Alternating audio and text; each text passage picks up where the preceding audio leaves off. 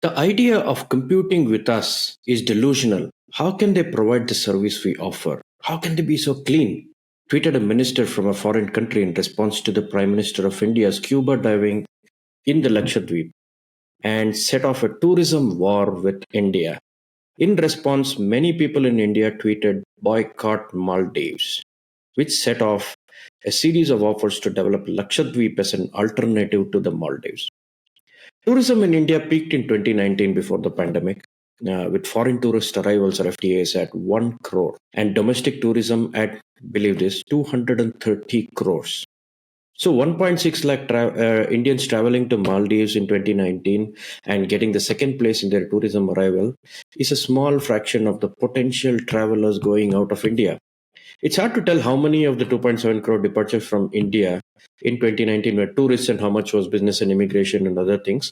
But McKinsey puts the number at a little over 2 crores. It also says 8 crore Indians are expected to travel out of the country for tourism by 2040. So, what does this mean for tourist locations in India? Even if we say all of the 1.6 lakh people stop going to Maldives and visit our locales, there'll just be a drop in the ocean. It's not the number of tourists alone that is the problem. It's the consequences of bad behavior and unrestrained activity in sensitive areas. Look at the recent news report of the 4,000 trekkers clogging Kumara Parvatha in Karnataka during the Republic Day holidays.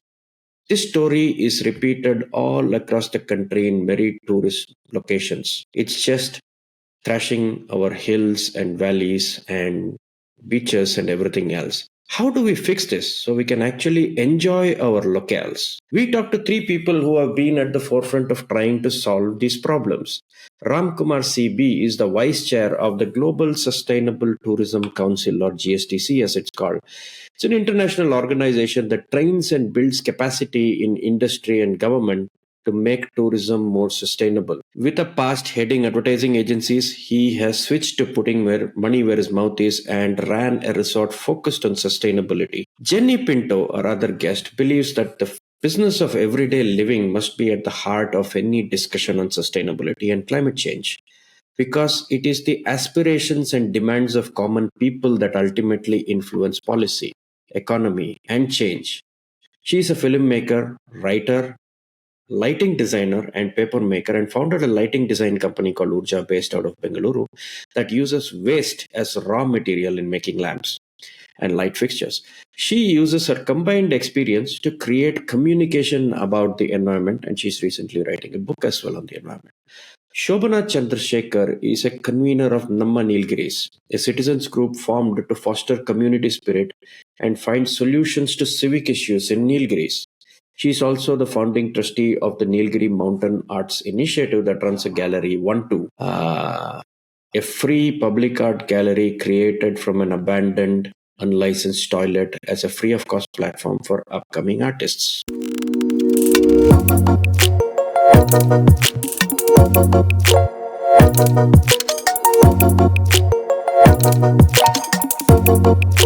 So, thank you all for being on the show and coming together to kind of address this very important conversation we need to have right now.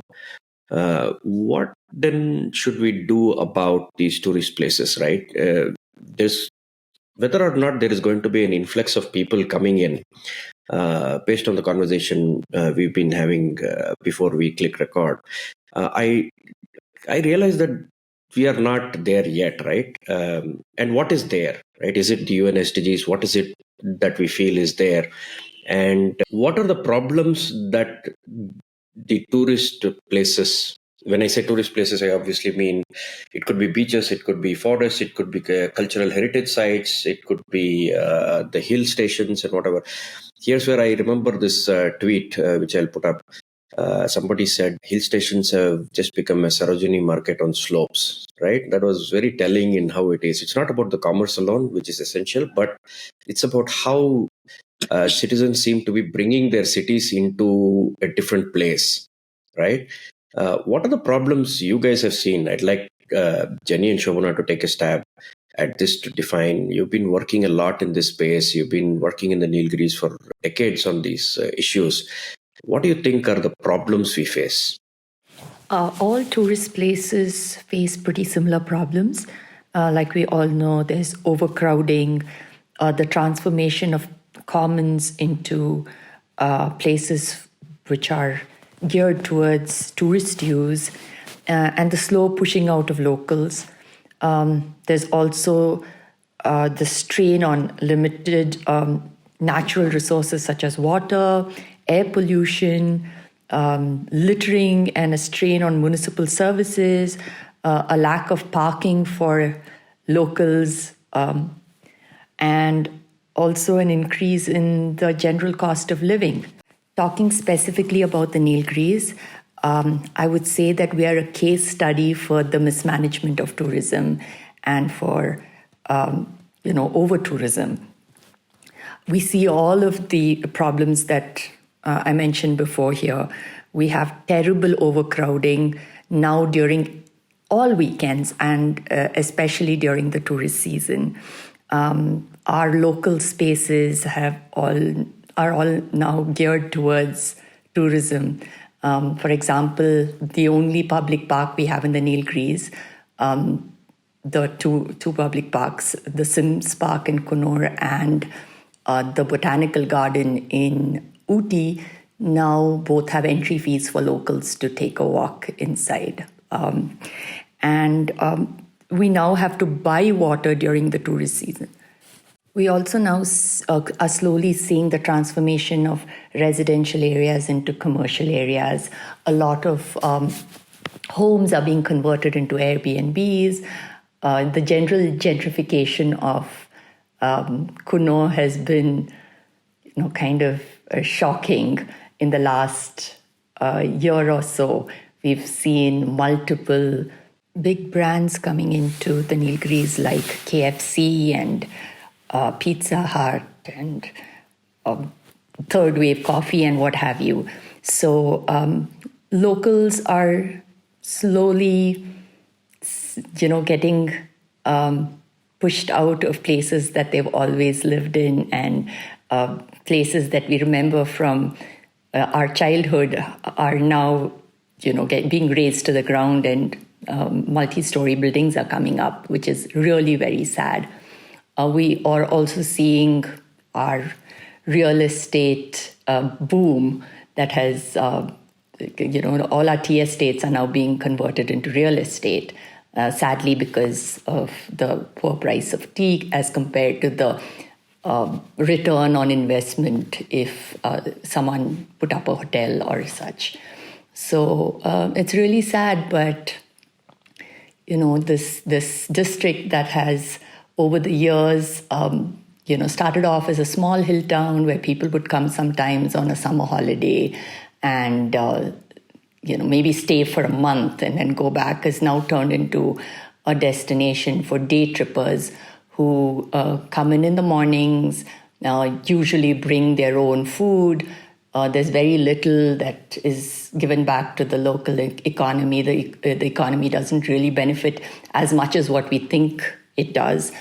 We have a huge amount of footfall, and the strain on the district far outweighs, in my opinion, the benefits that we see.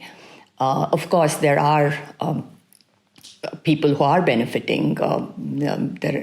My family, for example, is one. Most bigger hotels and people who are able to put in a large investment do benefit. But when there is an argument that the tea shop owner or the corner store is benefiting, I would say that a lot of these businesses are now owned by recent migrants or people who come up from the plains just for the season and set up shop and disappear once the season is over.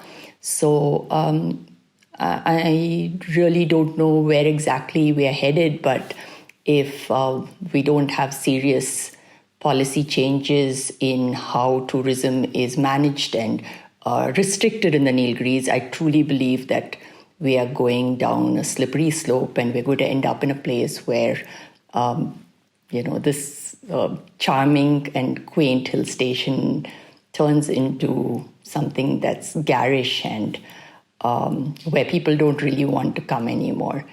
We are milking the district dry and killing the goose that lays the golden egg, and it's not something that I want to see in my lifetime. So I think we should take the lessons that other destinations that have kind of gone over the hill have learned a little too late, and put some kind of checks and balances in place before it's too late. What concerns me the most is the drastic change in landscape that has occurred over the past decade or so. Although our landscape has seen varied amounts of changes ever since the British discovered the Nilgiris 200 years ago, larger changes have happened since the 80s when forest lands were converted into tea estates, when there was a sudden influx of labor, when Sri Lankan refugees were rehomed in the Nilgiris. And then now more recently with the tourism boom, with the fall in tea prices and a shortage of labor, this has led to a need to find an alternate source of income for most people, and policies have changed to accommodate the local needs. And it's really sad to see our hillsides being indiscriminately sliced in order to allow more tourists to come in faster, and buildings coming up where there was once virgin forest. So I would say that this has been the most difficult thing to witness, and being a part of the first bioreserve in the country, the Nilgiris Biosphere Reserve, it is distressing to see local flora and fauna, which are so special, being displaced. And it is also very concerning that the man-animal conflict in the district has exploded.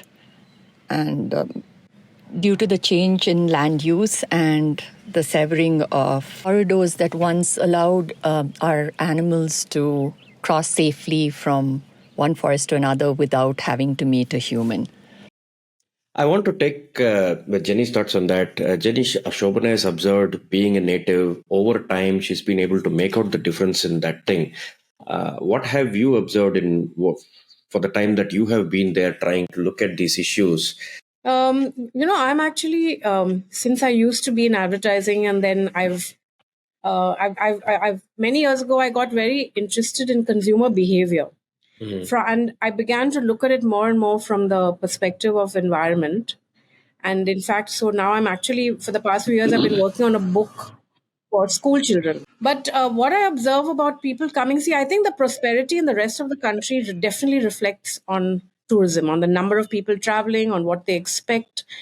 And what strikes me, because even my neighborhood actually is a place that people, even locals, like to come and hang out and drink, and they leave garbage behind. It's a pristine hillside, but they will leave their garbage behind and go. And that always makes me think that if you come to a place, everyone travels actually for something that's different from their urban space. When urbanites travel, you want something pristine, you want clean air, you want a nice landscape, but you come there and then you bring all the very same things that pollute your city, your cars, your garbage, your packaged food, your plastic, and you leave it behind and you go. And that's something that I don't understand actually. So the responsible tourism, I feel the tourist has to take some responsibility. There is no, I think it's a lack of thinking. There's a lack of maybe just this excitement of, because even when there are certain tourist spots in the Nilgiris, everyone wants to take their car right up to that spot, when actually the pleasure of the Nilgiris is being able to walk. but you want to take your car right up to that spot, and you don't mind standing in an hour long, waiting in an hour long traffic jam. Well, you're used to that in your city, so you sort of don't think anything about it, but you will wait. You will not enjoy the place for what it is, and I've seen that on the beach. I've seen that. So you want your cars and your bars, as I say, wherever you go, you want that same urban comforts and the urban entertainment. So travel becomes a form of entertainment, which is something also I don't understand. Why are you not interested in a culture of a place? Is it because it's not available for you to see? Because recently, Shobna and I also organized a photo exhibition on the history of the Nilgiris, and the interest that came from local people was amazing, actually. Which made us realize that it's actually not available to look at the entire history of Greece, from its geological history to its current cultural history, the number of communities that settled there, and the interests that came. Then you realize, okay, maybe from the supply side it's not there. So will it? And that made me wonder: will the quality of the of tourist behavior improve if you gave them not luxury, like Ramkumar said, but more a cultural experience, the opportunity to look at the place that they are coming to, give them easy opportunities to partake in the pleasures of that place, actually, which in the case of the Nilgiris would be walking, would be, and the Nilgiris has a lot of wildlife. We are surrounded by about 3 wildlife sanctuaries, some of them are tiger sanctuaries. And the impact of tourism has also increased the man animal conflict.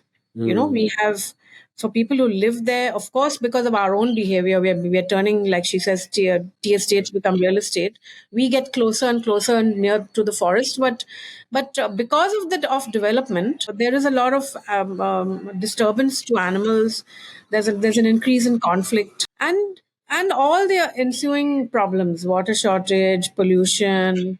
I mean, the traffic jams on the roads going up. There have been landslides. So, in order to accommodate traffic, what the authorities do, it's a knee-jerk reaction: broaden the ghat roads. And there, for the first time, I think ever, Shobna, correct me if I'm wrong, there have been landslides, over the past 15 years, because of and it's and on the roads going up, because they're hurriedly done, they're not scientifically made, they're not so those sort of problems are actually serious problems, and they sort of are symptomatic of what is the larger problems, that are environmental problems that are happening. So I think the lack of awareness is also probably one of the reasons. And it's very nice to hear that Ramkumar does they do also train government, because I think on the government side, people who do all the planning and all the infrastructure building need to be far more aware of the place that they're working in. They need to be there. The level of awareness is actually probably very low, because even with this photo exhibition we did, I was surprised at how few people knew the entire history of the Nilgiris Mountains. And maybe because we put it together from 2.5 billion years ago to 2023, maybe that was new. But the fact is, very few people actually knew much about the place they were living in. We don't want all the externalities that all these things causes, which is increased pressure on all the resources, right? Whether it is environmental, cultural, or whatever it is. There is a trajectory of how people want to explore that place, but they leave behind unsustainable things that is hard to manage for the locals and for the people who live there, and the nature of the place changes, right? So Ram, what do you think this sustainable tourism really is? I hark back to what Jenny told me, or responsible tourism, however you want to define it, is a responsible tourism comes with a responsible tourist, right? That's one way of looking at it. But how do you define this whole sustainable tourism, responsible tourism? I know GSTC has been doing a bunch of work. There is the formal piece of it, and there's how you think it should be, and how do you want to leave these? How do you visualize these places in the future? How do you define sustainable tourism? Yeah, so there is a standard definition for sustainable tourism that was developed by the United Nations Environmental Program, which has been renamed UN Environment now, where they've said that tourism that takes care of the needs of society, tourists, and everybody involved for the future, so that the future needs of society and tourists are not compromised, and it in fact thrives, is a loose definition, not giving you the exact words. But the definition for sustainable tourism exists, and it's an accepted definition globally. How many people follow it, is a whole discussion in itself. What's happening with Ooty? If it makes you folks feel a little better, it's happening around the world. We think it's an India-centric problem. We think, oh my God, as Indians, we have no civic sense and we're not aware, and that's the reason why our tourism destinations are getting degraded, like Ooty. But if it makes you feel any better, let me tell you, this is a global syndrome. Venice is our classic example. One of the world's, 25 million tourists a year go to Venice. Venice today is a declining destination. We define declining destinations where people don't want to sort of go anymore because it's too crowded, it's too degraded. Venice is one of them. And in fact, there's this cultural anthropologist called Salvatore Settis who wrote a book saying when Venice drowns, I think that's the name of the book. Basically, he talks about if climate change does not drown Venice, tourism will. And he goes on to say, what is Venice without the Venetians? Because Venetians are moving out, much like what's happening in Ooty. So this is happening around the world, is all I'm trying to say. It's happening in Venice. It's happening in Thailand. It's happening in parts of, South America. So this is a global syndrome. Why did this happen? Because governments around the world realize that tourism is a great revenue earner, and governments need to do what they need to do for the citizens. People who elect them into power, they are meant to put down policies for the prosperity of citizens and the economy. Tourism was one of those. I hesitate to blame anybody. It happened at a time when it happened for the reasons that policymakers thought was best at that point in time. Let's take Ooty specifically. Phenomenal hill station. For anybody around that region, you want to escape the summer, Ooty was the place, right? So it came out of necessity. It came out of necessity for people to escape. It came out of necessity for governments to earn revenue. It came out of necessity for prosperity for some of the people, in Ooty. Now, what has happened till now is that's gone to the level where it's beginning to degrade. Like you rightly said, the environment is being degraded. You can't walk in the streets. And that, in my opinion, is happening because nobody had a framework to work within. All governments were told tourism, boost tourism in your state. And what do governments know best? Get, some fantastic people to develop advertising. In our previous life, Jenny and I used to do that. Develop a great piece of advertising, put it out there. It's the easiest thing to do, you see. And that's it. You promote a place. And in today's day and age, you get influencers, as they are called. Go to a place, experience it, blog about it, Instagram about it, whatever. And it's done. So promoting and getting a destination to where it is today, the degrading state, that is a very, very easy thing to do. And governments did the easy thing because that is all that governments knew. Nobody knew any better. Even activists didn't know any better. At that time, everybody celebrated the fact that, wow, you suddenly have tourism and everybody is prosperous. And, now time has passed and the world has realized that it's unsustainable anymore. We're killing the goose that's laying the golden egg. So which is why, I belong to the Global Sustainable Tourism Council, the GSTC as it's called. So standards we were charged to develop standards by the United Nations system 15, 17 years ago. And so now the world has standards they can follow for destinations like Ooty. So can we reverse the damage that is being done? Yes. Can we reverse the damage that has happened to the environment? Yes. We saw it during COVID, right? There are many parts of the world which reported saying, wow, we're suddenly seeing birds which we never saw before. We're suddenly seeing vegetation come up, We saw that because, why? Because human activity, reduced drastically. So is it possible for us to revive everything that has been degraded? Yes, it is possible. There is a framework available. Now, It comes down to, do governments have the political will to go down that path? Because everybody thinks sustainable tourism means less number of tourists, cut down on number of tourists. Not necessarily. If that is a solution, so be it. But that is not the solution, to cut down a number of tourists. See, we all should remember something. When a tourist goes on tourism trip, it's a reward that he's given himself, he or she. I worked hard, I've been slogging my butt off, and now I want to give myself a reward. And that's a vacation for me, my family. So every tourism trip is a celebration. And I always say in my training program, tourists are like teenagers. Teenagers don't think when they act because the frontal cortex hasn't developed properly. That happens to tourists when they come on tourism trips. They do things that are irrational, that they wouldn't do when they're living in their own homes. Typically in a hotel, they will take a plate at the buffet and fill it full of food. They will never do that at home, right? I mean, they leave the fan on and leave the room, or leave the AC on and leave the room, which they would never do at home. So the moment you go on a tourism trip, tourists become like teenagers. Which means, what do we mean here? They do things without thinking. The moment you give tourists guidance on how they should behave, it is universally recognized that tourists conform. So the only way to change the way they behave is to put guardrails for them. And the moment you put guardrails, tourists start to behave. And now I've experienced that myself on my resort, which is a 100% eco resort. I've had tourists, like I've been told, groups of tourists who are the worst in the world. But the moment they come, I give them all a complete debrief of the kind of resort I built, why I've done, what I've done. And I tell everybody, these are the guidelines that you need to follow when you're here.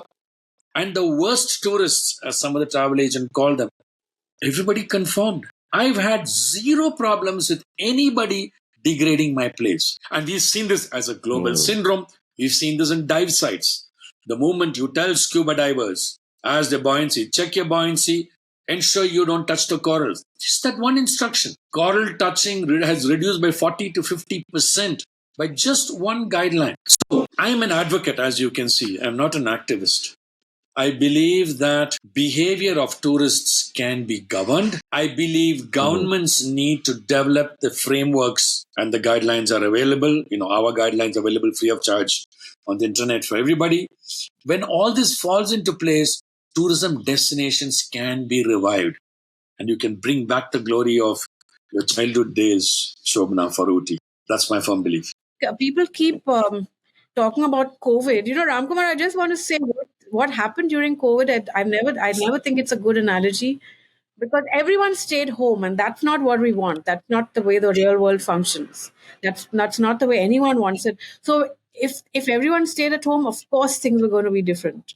But nobody's going to stay at home now that things are sort of back to normal. So we need to actually use that maybe as a learning, but say, yes, how do we then take that as an important learning and let it influence how we do things looking forward? Obviously less is more when it comes to the environment and when it comes to climate change. Tourists are like teenagers, and they need guidance and they need guardrails. And who can do that? Before we get into who can do that, why should the urban dwellers care about these issues? I'm glad you're asking that, because so far we've been looking at tourism as a completely anthropocentric. It is an anthropocentric problem, but the solutions are not anthropocentric. And if we only look at things that to do with human beings, it is actually going to be, we will never find a solution. Because the fact is, and this is a scientific fact, that whether you take anything, you take a forest, you take the ocean, you take any place apart from, say, a cultural heritage, which is again about human beings, they actually are the providers of everything we need to live, which is oxygen, water, and food, the basics. And climate change is about seeing how our behavior is impacting exactly that. The ability for nature to provide us with a very basic thing. The ocean, for instance, provides 70% of our oxygen. I mean, I don't know how many people know this. And forests are really important for water, for water all over and so The cities definitely benefit from these natural spaces. I mean, it's a direct benefit that we get. The problem is we don't know. So when we say the Nilgiris is having a water issue, it's not just the Nilgiris. The sources of water for that go down to the plains is also what's being impacted. You know, so it's not just, oh, the Nilgiris is having a water issue. No, not at all. It's far more. It's far wider than that. Is the awareness level? I mean, I think somewhere we've got to actually start. If Ramkumar feels that the industry is more responsible than the tourists, then the industry maybe has to take on, governments and the industry have to take on that responsibility of increasing awareness of why we should be mindful of this. It's not just about a plastic bag around a dolphin's nose. That's not it. It's actually far, far deeper and far more complex than that. Jenny, there's a lot of angst about people who can afford to go into these kind of tourist places will do that. And Ram said that very nicely, is that people are rewarding themselves for a break, rewarding themselves with a break for accomplishments. Why should they be not transporting the city into where they are going? What do you think you are expecting people coming into these places to have and understand? Who does it? We'll get into that. How do we do that? We'll get into that. But what do you think they should know and come into this place with? You know, the analogy of teenagers is actually correct as well, and the fact that they reward themselves both. But when you watch a teenager reward himself, what does he do? He wants to go and just sometimes go on a self-destructive path, and I think that's what you have to make people understand. That the path that you, and teenagers get punished as well, don't they? In the sense, in school or your parents, you're still monitoring them, you punish them as well. So it's not just giving them guardrails, sometimes you give them a whack. So I don't see any harm in sometimes giving them a gentle rap and say, I think, because I think if they have, I always feel that if people have an understanding of the larger picture is very rarely told to us, is very rarely given to us. So the larger picture has to be part of how a tourist is, it's not just about, hey, we please don't put your towels for washing every day, and don't use the plastic bottles. It has to go beyond that. It has to go to a much larger, and that's become necessary, because I wanted to ask that to Ram actually. It's become necessary to redefine what sustainable tourism is, only because of the fact that we're now in a highly climate changing world, and we know that it's our behavior that's causing this. And we know that tourism is one of the impactful industries, because travel, it's not just behavior of the tourist in the place, it's the travel to the place. The carbon footprint of even flying or driving or, whatever to that place. That also has to add to the tourism footprint. Yeah, so I gave a very loose definition and the fault was mine. So let me read out the formal definition of sustainable tourism, which is the World Tourism Organization has put this in place. Defines sustainable tourism as tourism that takes full account of its current and future economic, social, and environmental impacts, addressing the needs of visitors, the industry, the environment, and host communities. This is the definition of sustainable tourism. It has a good comprehensive definition, yeah. Satya, this has been the challenge globally again. We think everything, of course, the environment is very important. We're not taking away from that.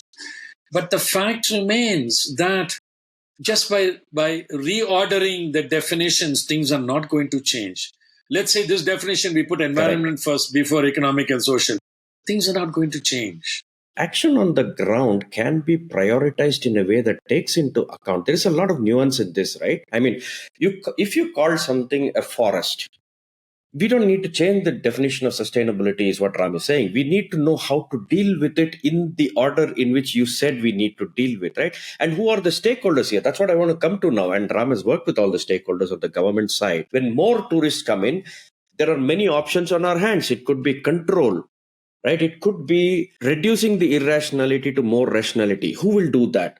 Who does control? How much is control? Is there a natural control? Ram, I want you to chime in on this. There is now bring in the industry angle of what I know GSTC is trying to make this order happen.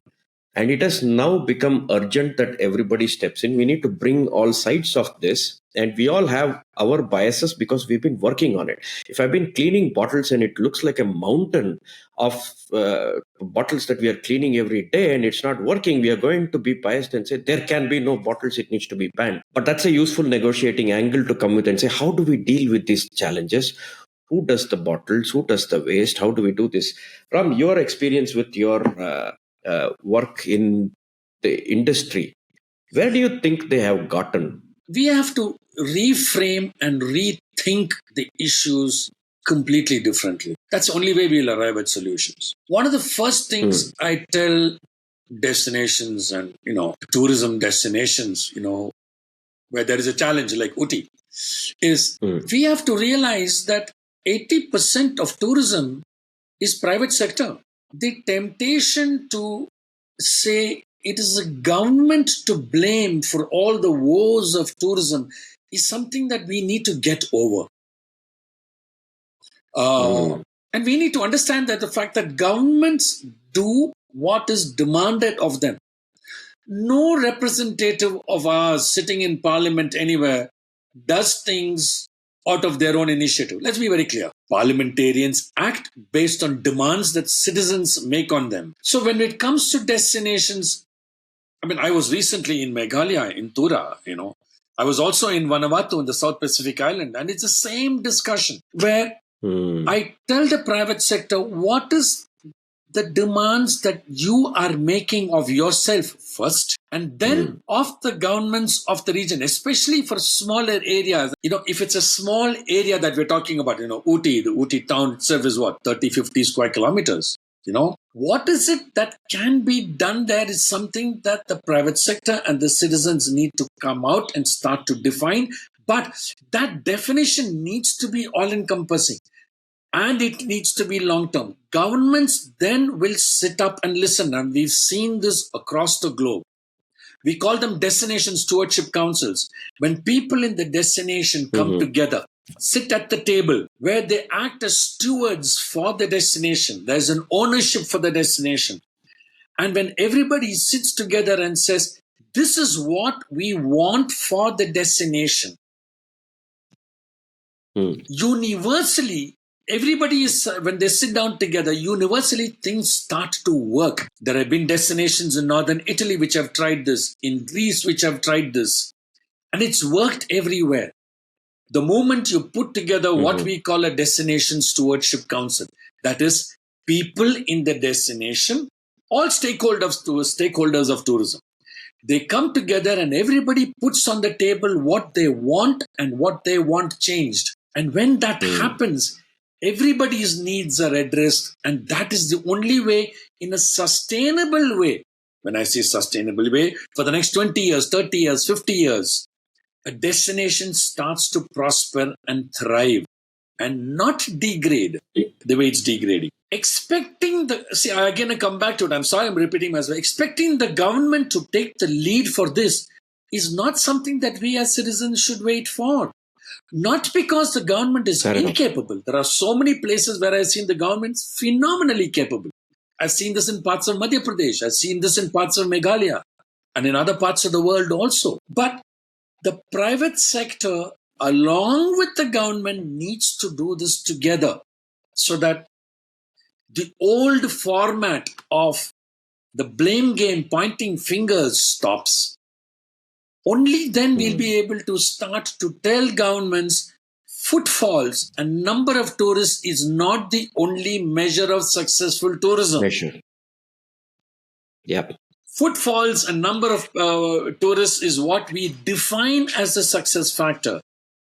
That needs to shift. But that shift we all need to do together. This entire Maldives versus Lakshadweep discussion. And I don't know whether people have read the statement that was issued by the Directorate of Lakshadweep, which very clearly said there are very clear Supreme Court guidelines on how much Lakshadweep can be developed. Lakshadweep, you are not going to see 100 hotels there because the guidelines for Lakshadweep are extremely strict.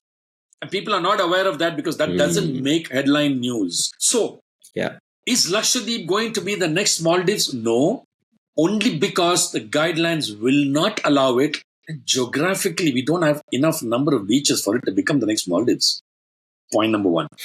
Point number two, we have enough other beaches in this country. If you just take the Karnataka coast, they're all completely underdeveloped when I put that in quotes. Hello? What do I mean by that? People aren't even aware of so many of those beaches. So it's not like we don't have enough number of beaches and everybody says, oh my God, we have nowhere else to go. Maldives is the only place. And now we have a nationalistic problem with Maldives, so we will not go there. Those are not realistic discussions which are on the ground, which reflect the situation on the ground. Fair enough. And I am also going to put hash boycott Maldives in my thumbnail so people come and listen to this conversation. So I'm guilty of the same clickbait that everybody else has used. But it's important to use this now in a positive way to steer the conversation towards saying, how do we deal with irrationality that you define? I'm not willing to let the government completely off the hook at some point, but at least the steering of this conversation needs to happen, like you said, from the industry side. It is a lobby that is trying to do certain things, and revenue is a sustainability for these resorts as well. It cannot run without people coming in. How will the industry balance sustainability, quote unquote, education or steering or nudging of irrationality into more rational behaviors? Where do you see that going? Satya, I'm not letting the government off the hook either. The government plays a huge role in terms of policy making. In fact, in all our conversations with governments, with the national government and with state governments, it has been draw the policy that facilitates this. So the Gujarat government, for example, is one of the first state governments to have put it into their policy where they've told the industry that if you get yourself certified according to the GSTC standards, the certification will be subsidized by 50%. That's nudging the industry towards sustainability. Right? The Turkish government, for example, has passed a law which says that all their 22,000 plus tourism establishments must become certified according to the GSTC norms. Otherwise, by 2030, their license will be cancelled. Now, Turkey is an extreme example where they are forcing it. But most other governments around the world are incentivizing the industry so that voluntarily people move towards it. But the starting point is policy. It's a carrot and stick. Policy guidelines need to be very clear and firm on what we want the industry to do. Till now, the tourism policy of our country has been vague. It's been saying everybody has to be sustainable. And they throw in stuff like single-use plastic should be changed. Waste management has to be done. Rainwater harvesting. When you leave things to people's interpretation without giving them a very clear framework saying, do it this way, it will never succeed. I've been working with the central government since 2010 when we first brought GSTC into this country. We are in 2024 now. Do we have a robust policy and framework in place for the country to follow? No. When I ask state governments, guys, why don't you move forward? They say that it'll be so much easier if at a Ministry of Tourism level, they put a clear policy, we will all just follow that. So now state governments are saying, you know what, forget it. We'll just do things ourselves. So it all starts with policy. So I am not letting the government off the hook here. Governments have the responsibility of drawing guidelines, which is what we call policy. And then governments have the responsibility of ensuring that the policy plays out on the ground. And they do that through incentives, through rules, regulations, penalties, whatever it is that the government deems fit. So one is policy and second, execution of the policy. And typically we say incentives to execute the policy. Till the government does this, and trying to get the private sector to move along is a very difficult task. But I still tell the private sector, force the government's hands. And the best way of doing that is if you yourself start to follow it and tell the government, hey guys, we are doing it. Do you want to come along? Yes or no? Governments will jump at it at that time. At least this is what we've seen globally. I'm just giving you things that have happened globally that is likely to work here also, And governments like legacy building to all. In fact, when I was in Vanuatu, when I talked to I had a chance to meet the Prime Minister and the Finance Minister of that country. The only message I left to them is say, what is the legacy as you as parliamentarians who are elected by your people want to leave behind in the space of tourism? Think about the legacy you want to leave behind. And I'm hoping with that I will change behavior. Now, Jenny knows how difficult it is to change behavior, right? So I'm just saying there are various things we need to use now, and we need to rethink the way we approach tourism is the only submission I'm making. There are things, there are frameworks and guidelines that we have that have worked around the world. They are available, but every situation is different. What needs to happen on the ground has to be decided on the ground. And this is where, we have frameworks, we have guidelines, there are hand-holding that we do as an organization globally that's available. With revenue, one of the sustainability for the industry, they need to have people coming in, and we can't say there will be no people coming in. Absolutely. Of course, the government will set the framework of how many people will come in, what kind of people need to be coming in, how much should be coming in. This might be defined there. But you and I have seen that regulation is a catch-up. You wouldn't want the government to coerce you into certain things that they don't know. But in terms of declaring something as a biodiversity reserve, I think Shobna and Jenny made a point that they need to be sitting across the table as people of the city or of the town or of the hill station and saying, we want this to happen. We don't want to completely cut off, but this is a biodiversity reserve, so ordering can be different. So once that framework is laid and irrational tourists start coming in, how do you think the industry itself, can it play a role in making better awareness possible of the place people are coming into? Jenny mentioned this, right? City dwellers are, when they take a break from the city, why do you bring the same city with you? I can understand there may be some amount of music to be played or something else need to be done. You need to have your drink. But how do you leave it behind? What is the history of the place? What is Nilgiris? Do you even understand Nilgiris? Go here and find out. Aren't there things that the industry can do to make, I use the word educate, or nudge people into saying, hey, here's some discount for you if you go and find out more about the place, or I don't know. What can they do to get people more aware of the local and enjoy the local? When you come to the South India, you will want to try an idli vada at some point in time, right? You can't just keep saying, I'll only eat the parathas, I bring the parathas back from there, and that's all it is. You don't do that with food. Why would you do that with the rest of your behavior? Is there something you can think of that we can explain to the listeners right now as some possible things? While there are frameworks which the industry can checklist off and you can guide them on how to do it, what could be done is something maybe we can take a stab at, right? We are all in the opinion space right now. See, first of all, the tourism stakeholders, all stakeholders, private sector and public sector stakeholders, need to understand that all the assets that tourism depends on are assets that don't belong to the tourism industry. If you take the biospheres, it belongs to the forest department. If you take archaeological sites, it belongs to the Archaeological Survey of India. If you take the beaches, it belongs to the local municipality. None of these assets belong to tourism. Yet, we depend on that for our survival. So I always tell tourism stakeholders, and this is including the government departments, the tourism department and the government, they have absolutely no say over the assets that tourism depends on.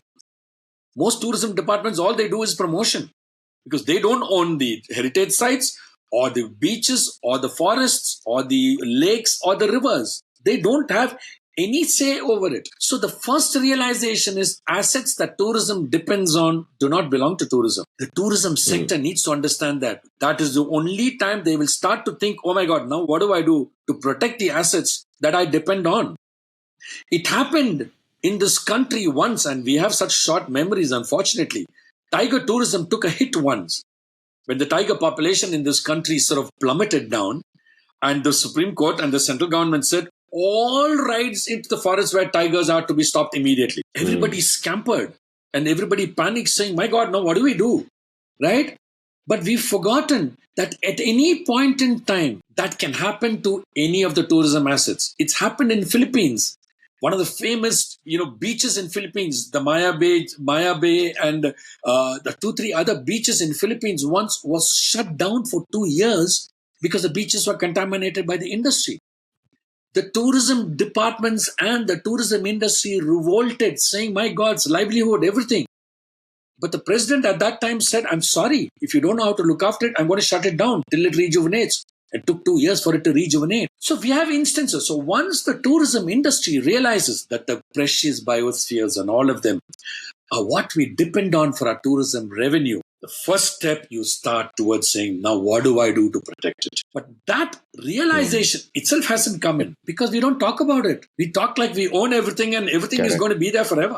I wanted to just rewind slightly to a previous point you made about policy. Government policy is one thing, but there's also, which is overarching, but something that comes in a little more more granular than policy would be actually putting infrastructure in place.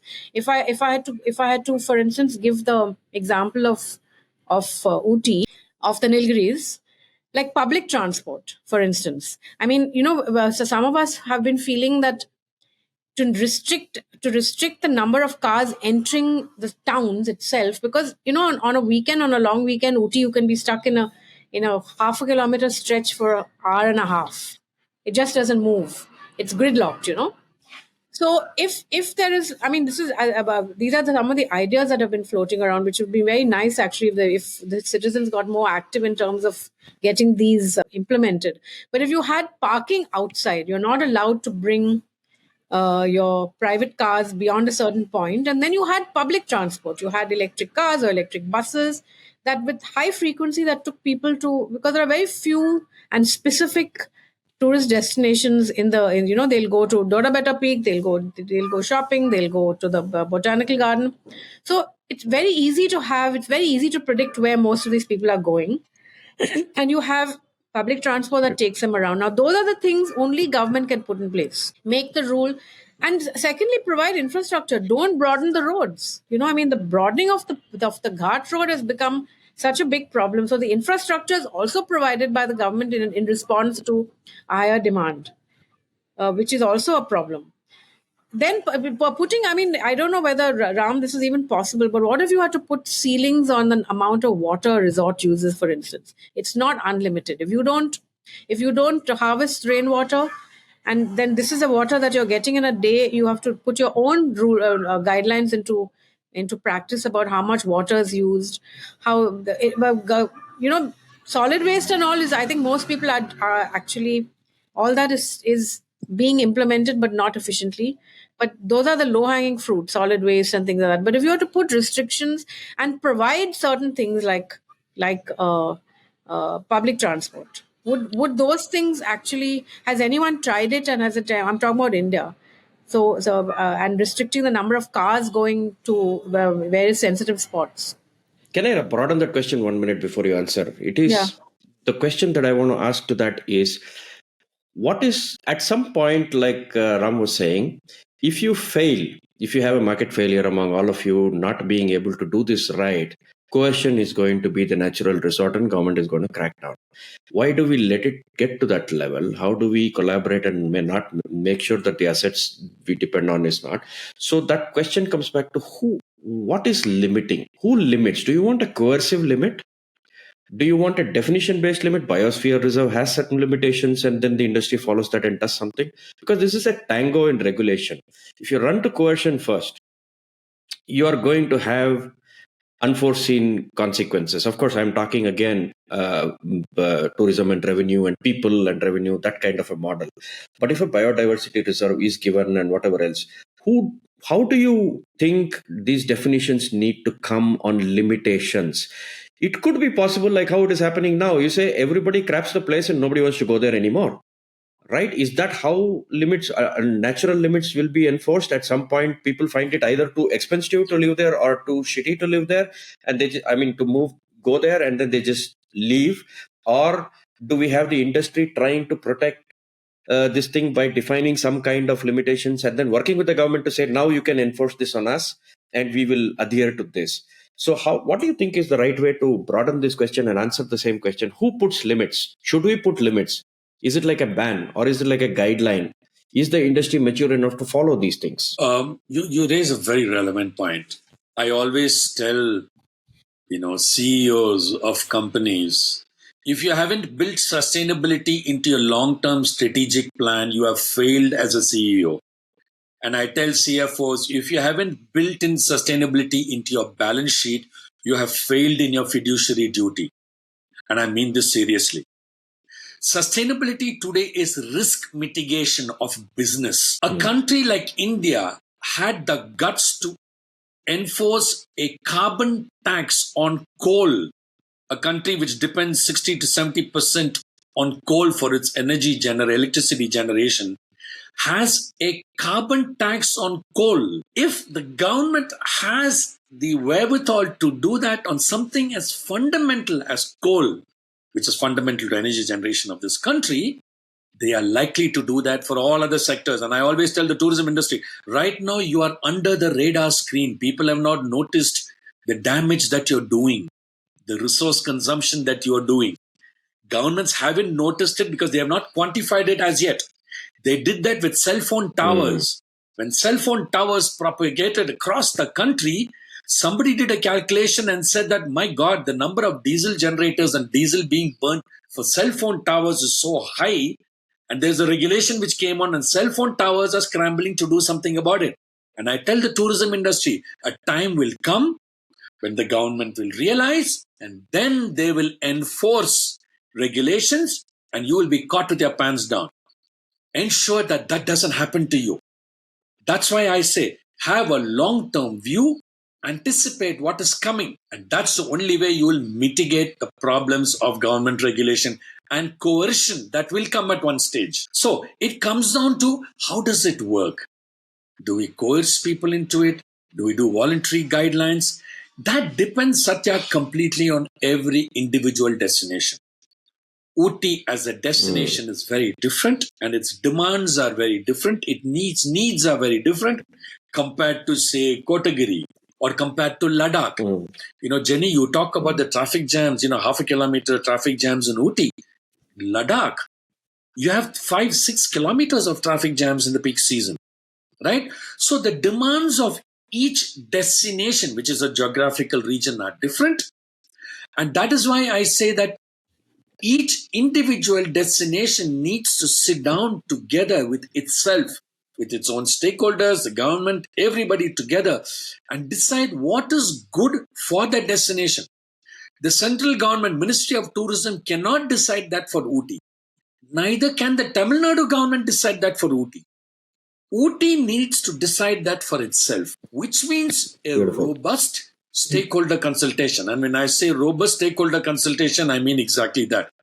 Just stakeholder identification itself is a process that is being guided by the United Nations, by the Agenda 11, I think, which says there are minority stakeholders, there are silent stakeholders, there are disappearing stakeholders. So we get all the stakeholders together and decide what is good for Ooty, along with urban planners, along with NGOs, civil society, right? And we decide what is right for Ooty. When that decision comes up, when that group says, you know what, let's have a parking place somewhere at the base for all cars, and we'll have electric buses ferrying, then that infrastructure investment will happen, because it is a consultative decision that is taken by Ooty, by everybody in Ooty. His government is also part of the table. Otherwise, today, if we go and try and tell the government, develop the infrastructure and put in electric buses, it'll be one aspect, a knee-jerk reaction for one particular problem. Well, there are 100 other problems which are not being attended to. So this is where we advise destinations, don't do knee-jerk solutions. Get everybody together. Sit down, figure out all the issues that need to be taken care of, and then address them one by one. Put together a 10-year plan and ask yourself, what can be done within the next 1 year? When I say ask yourself, I'm saying that group needs to ask itself, which will include the government, which will include finance people from the government, civil society, activists, NGOs, everybody together, so that we are rational in our discussion, saying we cannot do everything within the next 1 year. No, some things cost money, right? And we have to be rational about it. So how do we phase it out? Year 1, we will do this. Year 2, we will do this. Have a 10-year plan for Ooty, for example, or a 20-year plan. Then you will start to see momentum. Otherwise, it will be knee-jerk reaction. Plastic, single-use plastic, let's stop. water usage, let's restrict. That usually does not result in a comprehensive movement of the destination towards sustainability. It normally doesn't work that way. The industry is one part of it, and how Ram has laid out the roadmap of how it needs to protect itself and this situation.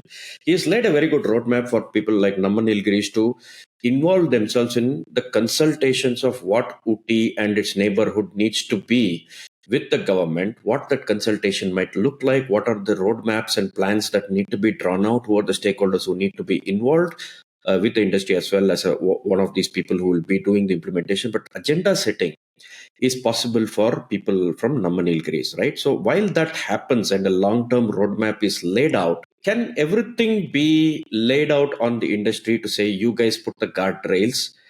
You said something again, I want to repeat. There is no responsible tourism without a responsible tourist. While Ram might say they come for R&R and they are teenagers, how do we convert irrationality into rationality in a retail way without just relying on them alone?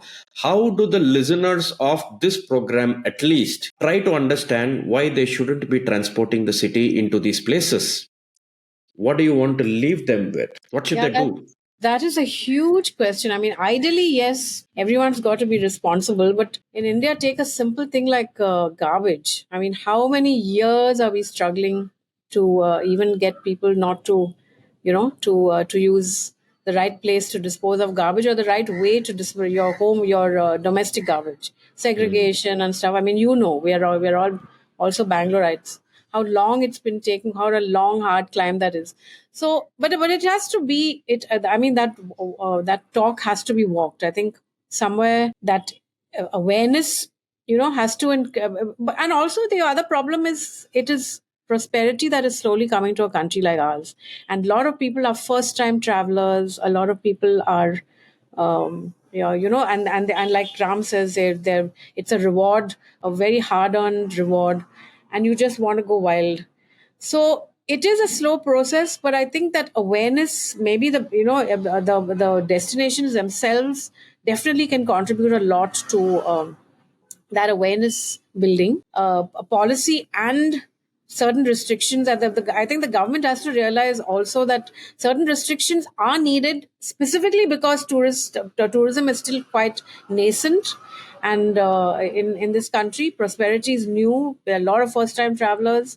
And to change that behavior is actually a long climb. It's not something that can happen overnight, but it is definitely worth everybody putting their shoulder to that wheel. The industry and the government have to take on some that additional responsibility, and that awareness has to be working with the press, working with social media, again, since using the same tools that promote tourism can also be used to promote responsible tourism.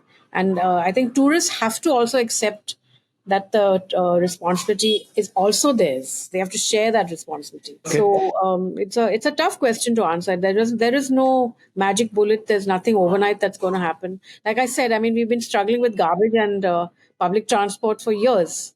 Both of us have been part of it in Bangalore, and you know how long and hard that climb is. Fair enough. Thank you very much, Ram, Jenny, and Shobana for being on the show and answering these questions.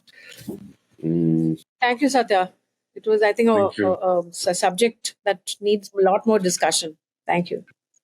Thank you, Satya.